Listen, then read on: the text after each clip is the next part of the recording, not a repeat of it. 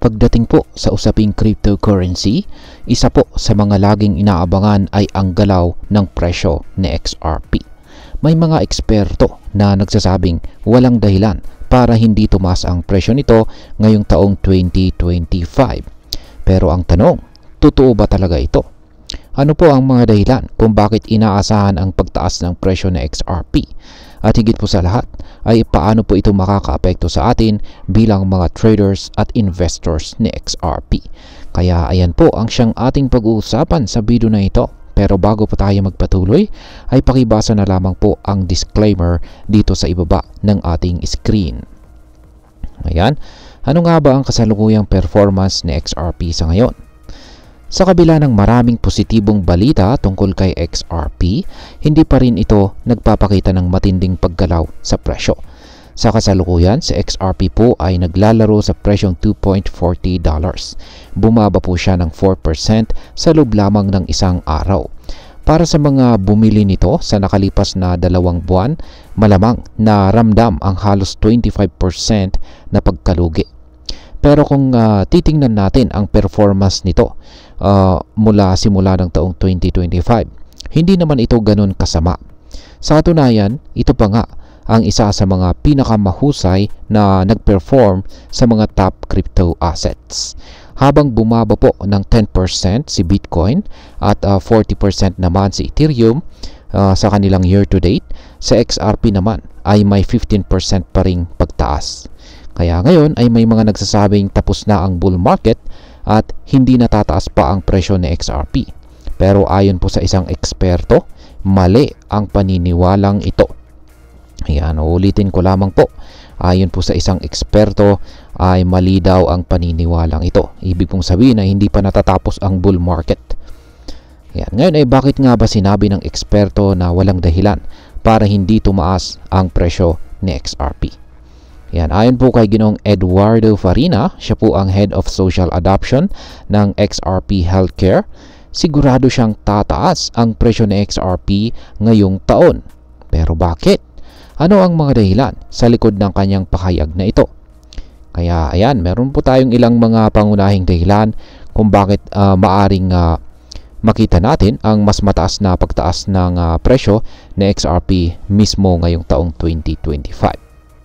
Kaya, ayan ang epekto ng XRP ETF sa presyo ni XRP. Kaya, ayan po. Ang XRP ETF.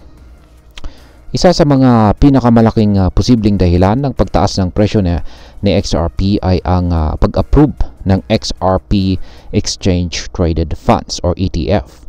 Sa ngayon ay mayroon na pong mahigit 15 XRP ETF applications. Ayan, 15 na applications na kasalukuyang nire-review ng Securities and Exchange Commission or SEC.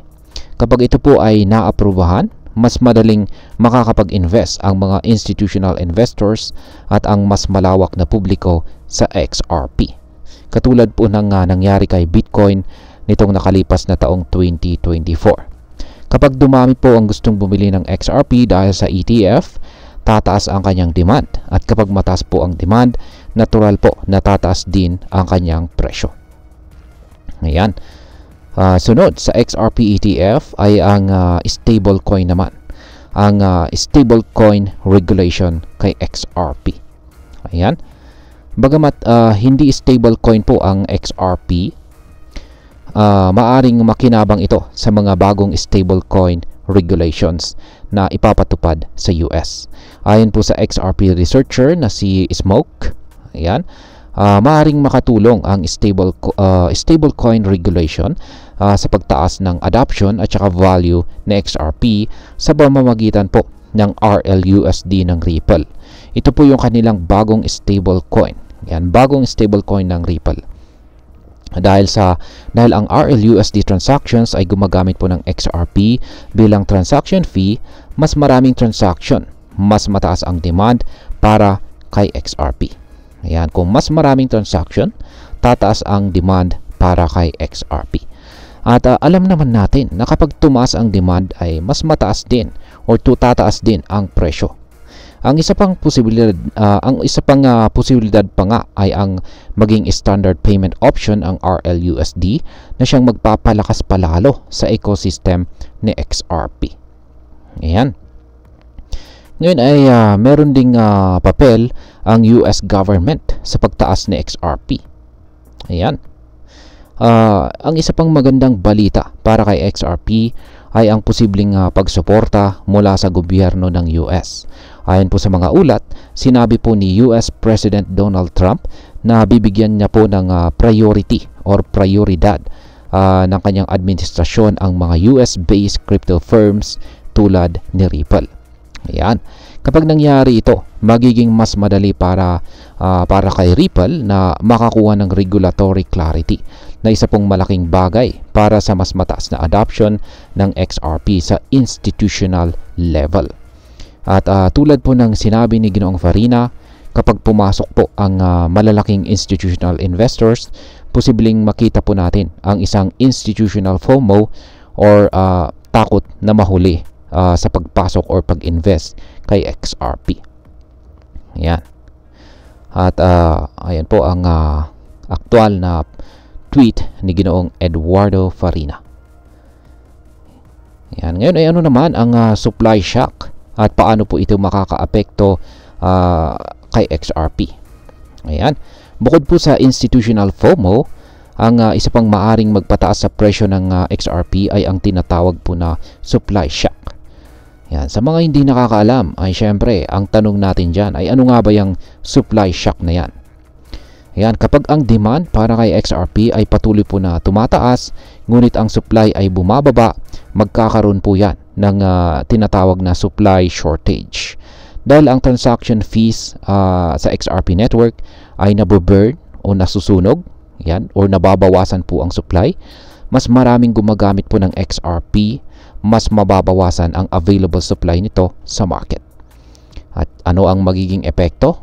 Siyempre, tataas ang presyo. Ayon po kay Ginoong Farina, posibleng ito ang siyang magtulak or magtutulak kay XRP papunta sa isang bagong all-time high ngayong taon. At ayan, bilang panghuli ay ano naman ang aking masasabi tungkol dito.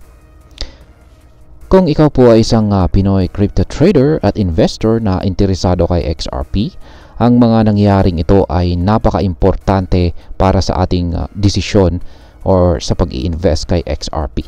Kung ang mga bullish factors na ito ay sakaling magkatotoo, posibleng makita po natin ang mas mataas na presyo ni XRP sa mga susunod na buwan o taon.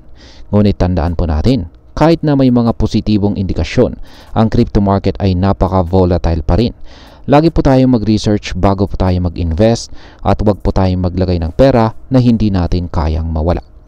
Para po sa mga long-term investors, maaring magandang oportunidad po ito para makapasok kay XRP bago pa ito muling tumaas. Pero para naman po sa mga short-term traders, kailangang pag-aralan po muna natin ang tamang timing para hindi po tayo mahuli sa price movements. At ayan, sa kabuuan, ayon po sa mga eksperto, may mga malalakas na dahilan para asahan po natin ang pagtaas ng presyo ni XRP ngayong taong 2025. Yan po ay mula sa posibleng approval ng XRP ETF, mga stablecoin regulations, suporta ng US government, at ang posibleng supply shock. Pero gaya po ng lagi kong sinasabi ay walang garantisado sa crypto market. Kahit may malalakas na bullish factors, hindi pa rin tayo dapat ay mag-ingat pa rin po tayo at magkaroon tayo ng maingat na plano sa pag-i-invest. At ayan, hanggang dito na lamang po tayo sa video na ito mga ka-crypto. Marami pong salamat sa panonood. Ingat po tayo lagi at God bless po sa ating lahat.